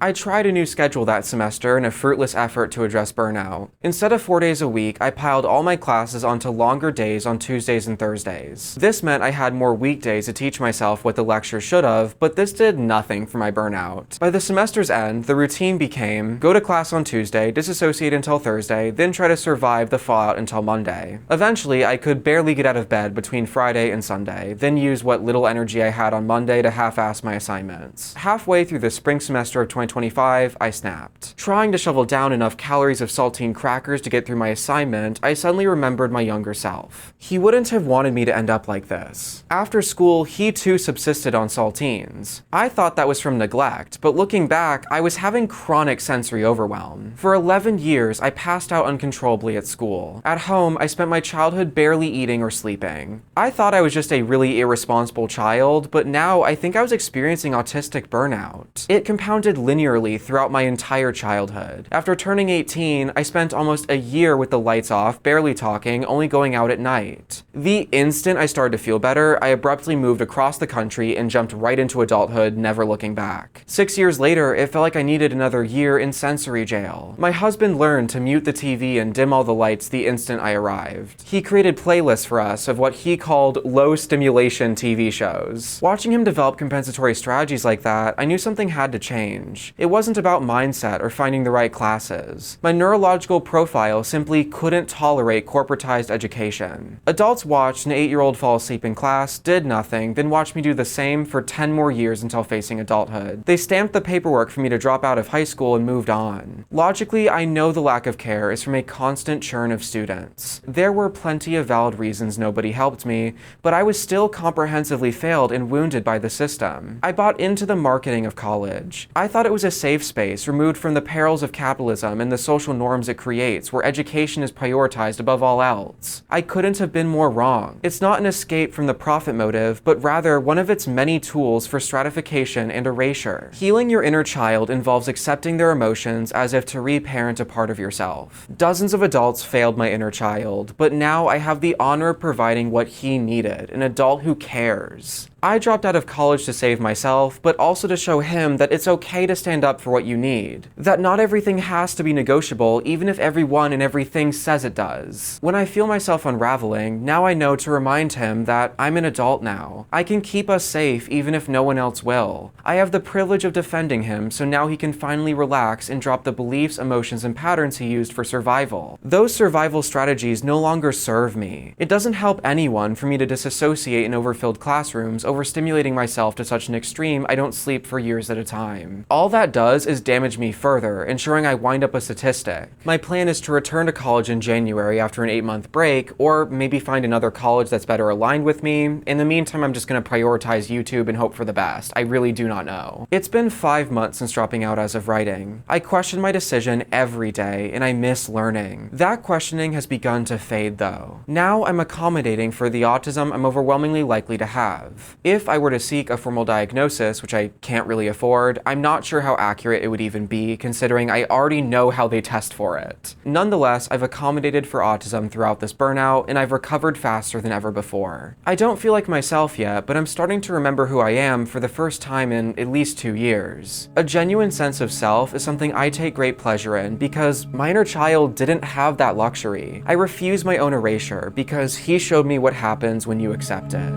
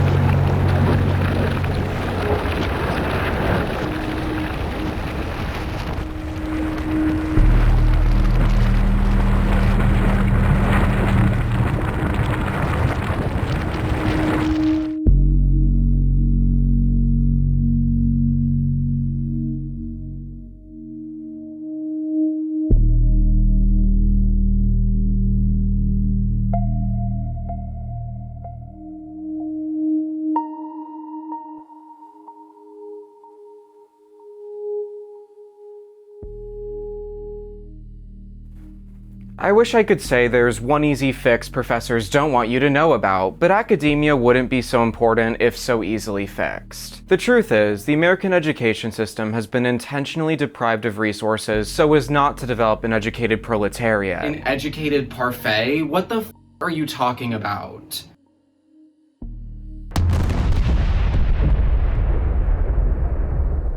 Sorry, my brainworms must be liberals or something, as opposed to Daddy Ronald's GMO-free alpha worms. To put it in non-woke speak, the elite don't want the general public to understand the world around them. You need advanced literacy and critical thinking skills to understand when you're being manipulated. If we all possess such skills, officials would have to actually work for our votes. Crazy, right? Imagine. Both sides, but especially the right, like to flash foreign concepts before audiences to get a desired outcome. We have removed the poison of critical race theory from our public schools. They truncate terms like diversity, equity, inclusion, and accessibility into acronyms like DEI. So even if you did have the ability to understand what it means, now you don't. Compared to actual policy, it's a lot cheaper and easier to run ad campaigns sounding the alarm about this DEI that's coming for your innocent pasty family. And if you're too uneducated to know what's happening, they can recycle the same rhetoric again and again and again. While Americans spent last year rallying against DEI, wait, or was it CRT? Sorry, I forget. Maybe it was ESG. Wait, no, I think it was SEL. Yeah, we cannot have social emotional learning. That would be terrible. Should I be concerned about SEL in my kids' curriculum? I recently found out that second step in social emotional learning are part of my kids' SK curriculum. I started looking into it and came across some criticism online, with some people saying it might include things like identity politics and agendas. I'm not sure I fully understand. Yes, you should be, especially if any of the materials are from It's a lot like Scientology in some ways. Some of the more basic, low-level materials might be decent and helpful, but the more you implement, the worse it gets. This is what says is number 1 of the list of 3 things to know about SEL. Social emotional learning is a foundation for many of our most pressing priorities. SEL helps young people and adults learn and practice skills that set them up for academic success, fulfilling careers, healthy relationships, and responsible civic engagement. Responsible and civic engagement. From a program that's been endorsed by the World Economic Forum and the United Nations. No thank you. Further down that page, there is a further content section, and one of the options is learn more about SEL and equity. The page reminded me a lot of stuff that I was being told were best practices when I was in grad school. Some of it's common sense and probably good. A good educator should be aware of cultural backgrounds of his or her students. But then you get to this paragraph. We are driven by a vision of all children and adults as self-aware, caring, connected, responsible, engaged, and lifelong learners who work together to achieve their goals and create a more inclusive, just, and equitable world. A more inclusive, just, and equitable world? You and I both know that these words don't mean what they used to. Y'all really just see a keyword and freak out. Oh my god. Update. Thank you for your input and consideration. There is no way my son will be participating in this program. Anyways, while Americans were rallying against whatever abstract concept elites thought would scare them that year, we elected an inexperienced team of old rich people to systematically defund the Department of Education. Well, at least we defeated PC. Or maybe CRT. I don't really know. The reason I know those supporting our administration are broadly uneducated is the disconnect between their support and its outcomes. Opinion polling has grown increasingly skewed as most people are too busy fighting for survival to pick up the landline phone these days. But the data we have shows defunding the Department of Education is overwhelmingly unpopular. If you ask the general public if they want their child's school to abruptly shut down, they don't say yes to that. Shocker. But if you spend years throwing foreign concepts at them to invoke a psychological discomfort response, then associate those terms with education, well, they might want to defund that. You need to be educated to connect a policy to its outcomes. You need to know the Department of Education is behind $1 in every $10 of public school funding. You need to know what happens to a school when they lose 10% of their funding overnight, which itself requires an understanding of economics, public services, sociology, and the list goes on. Most people don't know this stuff, but they do have a vague concept of what woke is, and they don't like it. So if the man up top says sacrificing your own community's funding will own the libs, they'll do just that. The past 10 years of political messaging has associated the big, bad, scary acronyms with college students. So it doesn't surprise me that when people learn the Department of Education includes college, they're all the more happy to defund it. It's true that college students broadly identify leftwards. That tends to happen in highly educated demographics. The right claims this comes from indoctrination, but if true, that would make college the most effective indoctrination tool in existence. The rhetoric would have to be so powerful it could transcend several generations. The earliest study I could find on this was the Bennington College study from 1939. At the time, students from Bennington College were all women, most from privileged conservative families. This architect's office recently hired some new people. Helen is one of them. Like the others, she works full-time, but with a difference. Helen is one of 300 girls at Bennington, a woman's college in Vermont, founded in the belief that the student must learn to be responsible for her own education. Sociologist Theodore Newcomb found these women had shifted into left-leaning worldviews by the end of their degrees. Over 20 years later, these women were studied again in 1961, and their beliefs had remained largely consistent after college. Now, what do you think is more likely? That for at least 90 years, all American colleges have worked together, flawlessly indoctrinating adults into one specific worldview without anyone, including foreign exchange students, noticing until 10 years ago? Or that privileged, highly educated people tend to arrive at conclusions we ascribe to the left? I'd say it's the latter. If anyone knew how to indoctrinate the masses like that, I think they'd try using it somewhere you don't have to pay $40,000 a year to be. I think those strategies would be aggressively deployed against us all. Besides, we already know the elite want us uneducated. In a 1970 press conference, an advisor to Reagan said, quote, "We are in danger of producing an educated proletariat. That's dynamite. We have to be selective on who we allow to go through higher education." I guess you could say college acts as a filter then, an easy way for people in power to verify who is and isn't worthy of opportunity.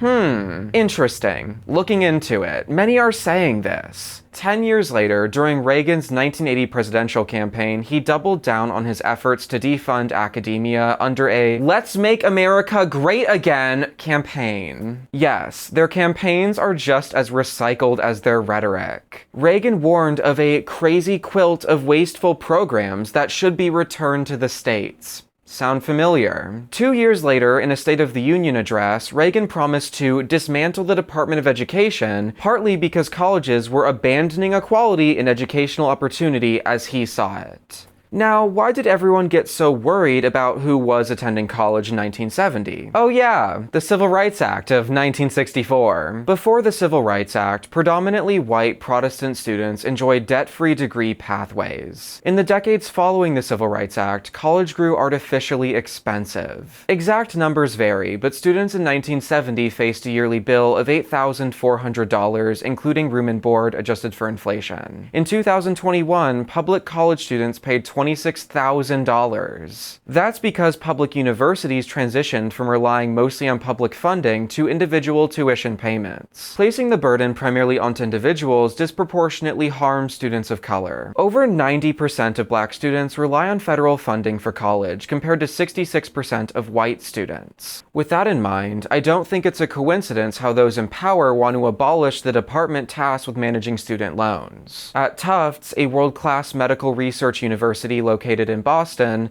the number of black students increased by 600% immediately following the Civil Rights Act. This far exceeded the 200% increase found in other universities, and that's in part because students at Tufts banded together, fundraised, and ran aggressive local outreach programs. By the fall of 1975, Tufts had over 300 black students. But that number declined in the 1980s as college grew unaffordable. Affirmative action programs, which are a type of DEI, were used to fill this gap. Tufts placed the same academic requirements on students of all varieties, but affirmative action made tuition a bit less expensive for underprivileged students. That was until the Supreme Court effectively banned affirmative action, claiming it went against American values of, get this, equality and equal opportunity. At Tufts University, this has cut the number of black graduating students in half. Today, just 423 black students remain at Tufts. If by some miracle you can still remember the start of this uncomfortably long video, you'd know Indigenous students are the most affected by economic inequality. At Tufts, a school of 7,000, the number of Indigenous students has declined to 3. Yeah, it's bleak. Today, if the federal government offered every graduating high school senior 1 year of virtual asynchronous online classes, it would cost just $331 million while saving the public $64 billion a year. This would be the absolute bare minimum amount of incremental progress, as a $300 million budget would mean strictly virtual classes hosted by untrained teachers. This would barely count as college. In my opinion, the bare minimum should be universal community college. Some states already do this. Making community college free would be expensive, costing the government $61 billion per year, but that would pay for itself within 10 years, as those graduates would make more money and therefore pay higher taxes. There's more debate regarding 4-year degrees, but domestic and international analysis finds that making college free is generally a break-even prospect, and could yield significant financial returns if well implemented. The only downside to making college free is it requires immense upfront investment, but most developed nations could easily afford it, and they often do.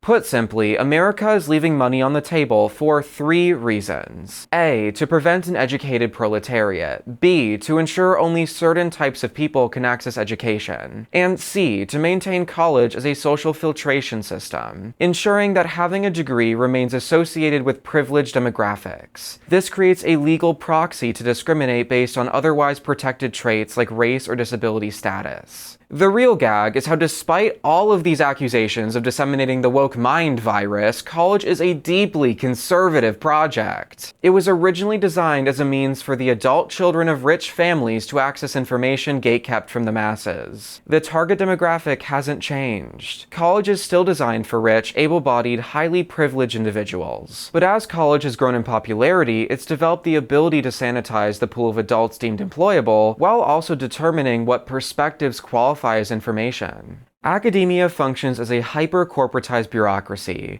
conditioning students to accept hierarchical organizations with esoteric, obtuse procedures. But not all students go on to work for Microsoft or BlackRock. Some students remain in college, becoming researchers and professors. Those students are the finalists of the social filtration system. Professors reproduce the very oppression they faced as students. This bias extends beyond the classroom into academia itself. For example, take my area of study, clinical psychology specializing in developmental disorders. In a pharmacology lesson, I once had a professor explain how the more stigmatized a condition is, the less information is generally available. Researchers are individuals with friends and families, and no one wants to feel embarrassed about what they do for work. This happened with homosexuality in the 1970s. It was so taboo, what little research existed focused on cures instead of understanding it. Developmental disorders are also researched from biased foundations. In the 2000s, diagnosing one person with both ADHD and autism was strictly forbidden. Psychologists believed if an autistic person displayed ADHD symptoms, that was from the autism. If someone with ADHD displayed autistic symptoms, those were usually ignored. In a sense, ADHD was deemed too good for autistic people. This policy wasn't informed by lived experience, but the aggressively siloed research and diagnostic frameworks of academia. After the ban on co-diagnosis was lifted in 2013, which was also the year they finally acknowledged it was a spectrum,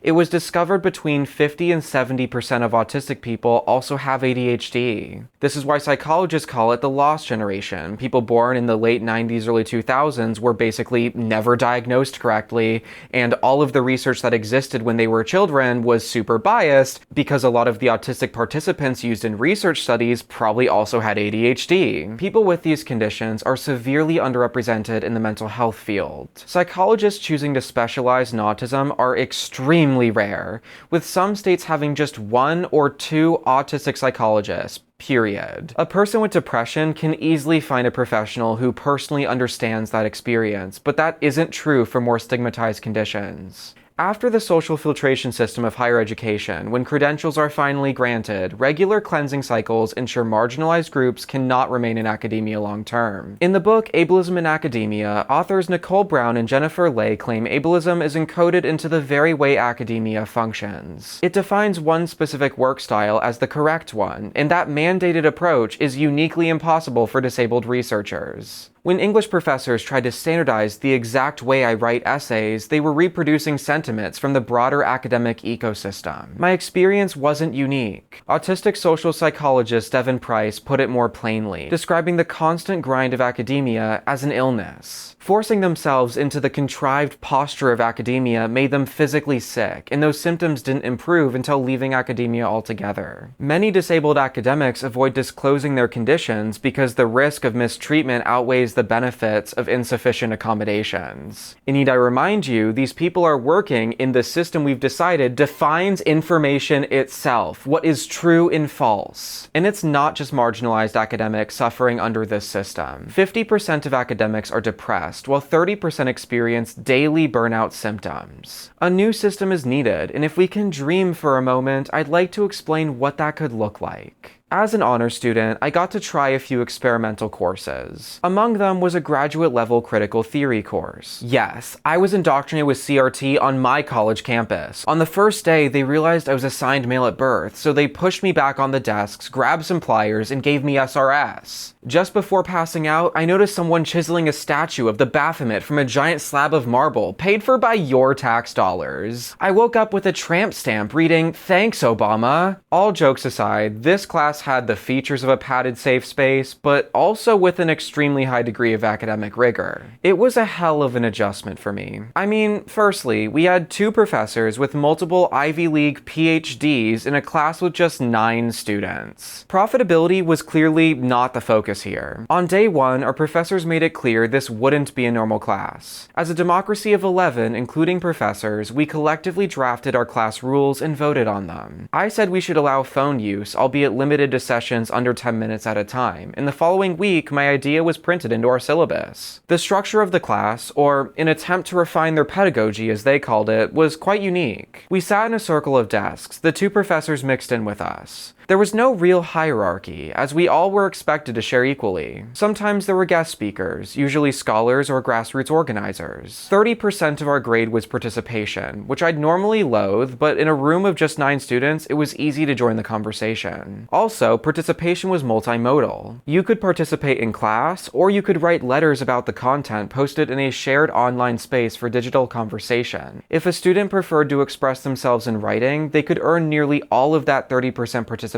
grade. If a student only spoke in class, they could earn roughly 22%. Doing both would sometimes yield extra credit, meaning the people who preferred writing weren't necessarily alone, as the people who preferred talking would still write. Each class was 3 hours long, 1 day per week. Sometimes being involved in a 3-hour-long discussion was overstimulating, but even that was accounted for. I was never punished for going quiet, and if our conversations fizzled out, our professors would bring in new topics or concepts to learn. Over the semester, we read through the 9th edition of Margaret Anderson's Race, Class, and Gender, an anthology. This book was fantastic, and it was an easy read because each chapter was its own narrative. Using an anthology-style book had an unintended benefit of accessibility.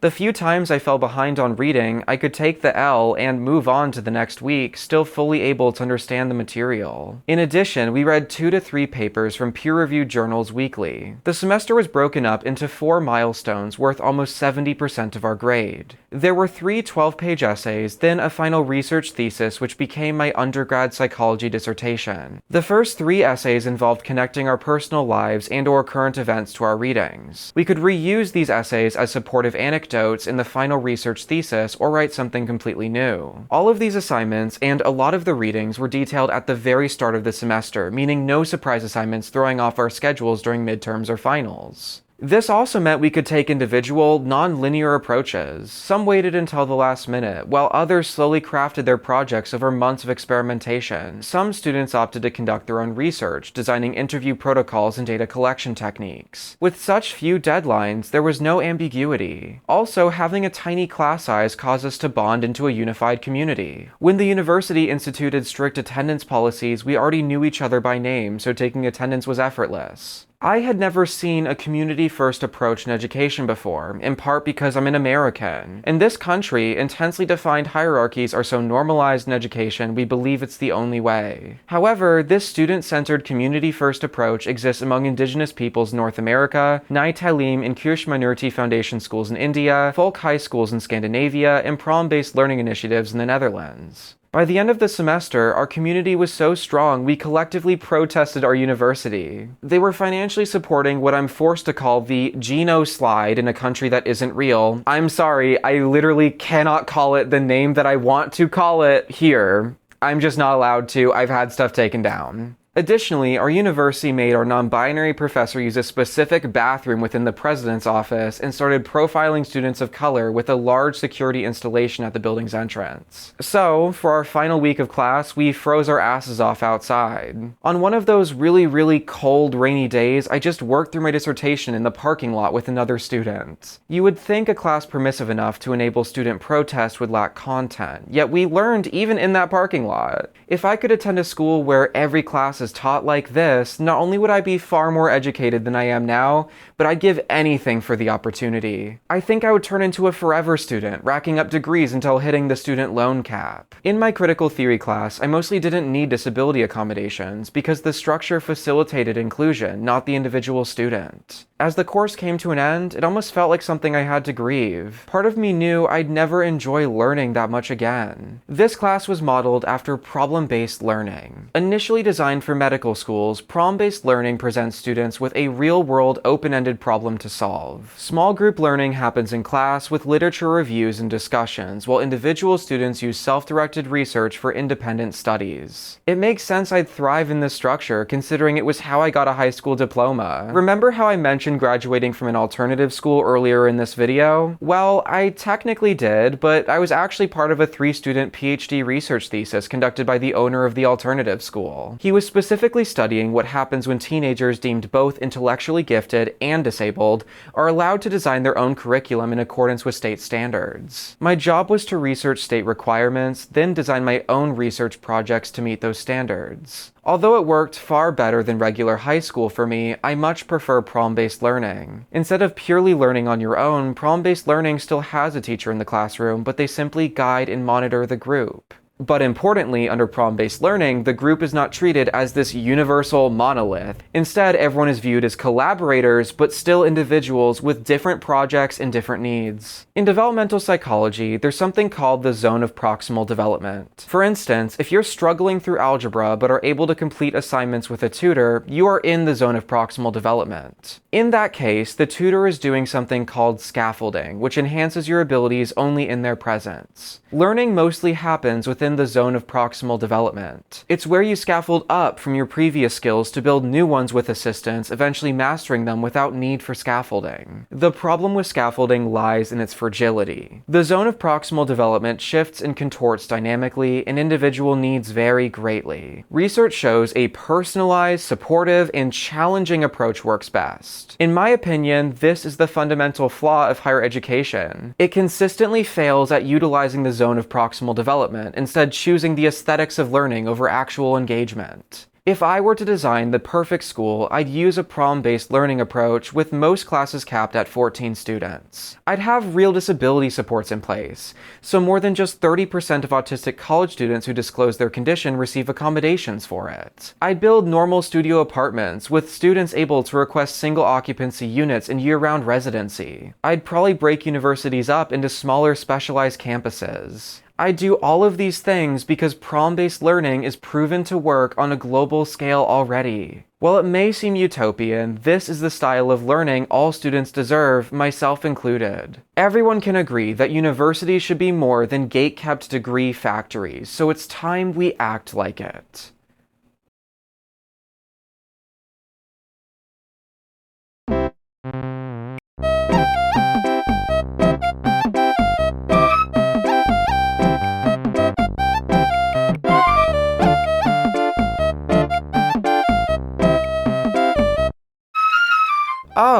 So I guess not having an education system is epic, actually. You see, when white boy makes sad face in elevator, that's because education system bad. But not having education system is like a glow up if you think about it. Yeah, like I too move slightly faster, all masculine like, when I can't afford an education. That's exactly what I want. Promises made, promises kept. While breaking copyright law on Twitter may be crucial activities for a government agency, I'm wondering if they actually finish the rules they're making us all live by. Oh, would you look at that? They finally defined what a professional degree is. Maybe I can go back to school and become a psychologist. I mean, the system won't change, meaning the conditions will send me right back into burnout, but I do need to afford food, so... Myth versus fact. The definition of professional degrees. Daddy Donald's big, beautiful bill placed common sense limits on federal student loans. We're not getting a clear answer, are we? I love how they call everything common sense as a low-effort way of manufacturing consent. Personally, I know not everyone might agree on this, but I think it'd be common sense to have a school system. Certain progressive voices have been fear-mongering about the Department of Education supposedly excluding nursing degrees from being eligible for student loans.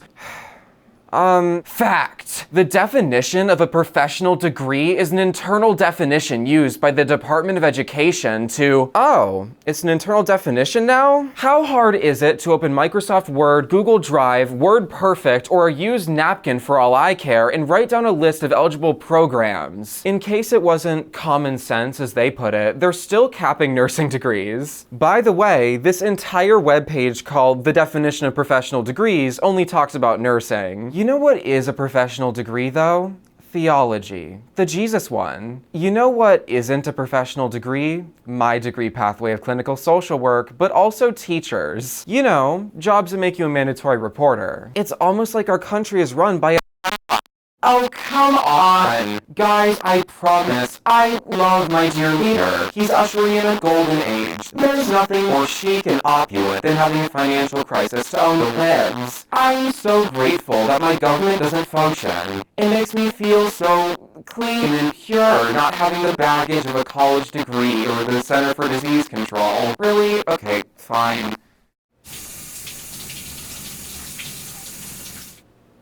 As I was saying, they need to release the files and make college free.